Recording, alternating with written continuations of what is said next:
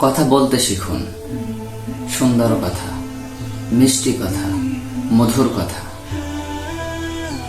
অন্তর বিগলিত করার মতো কথা। যে কথা সুন্দর করে বলতে পারে তার প্রতি সবাই আকৃষ্ট হয়। সবাই চায় তার সাথে একটু সময় কথা বলি। যে কথা সুন্দর করে বলে সে মুহূর্তের মধ্যে একটি অন্তর কেড়ে নিতে পারে। এই কথার মাধ্যমেই চলে যেতে পারে আপনার ক্ষমতা। এই কথার মাধ্যমেই একটি অন্তরকে আপনি মুহূর্তের মধ্যে কেড়ে নিতে পারেন। মিষ্টি ভাষায় কথা বলুন। সকলের সাথে সুমিষ্ট ভাষায় কথোপকথন করুন।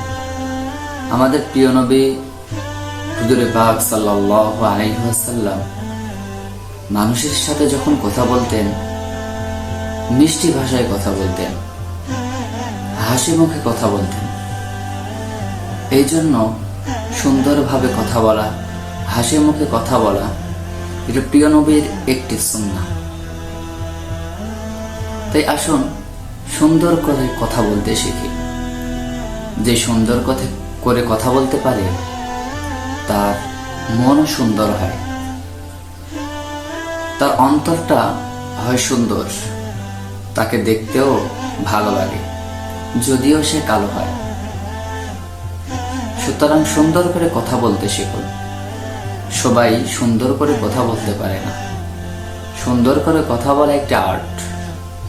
সবার মধ্যে এই যোগ্যতাটা নেই। তাই আসুন সুন্দর করে কথা বলতে শিখি।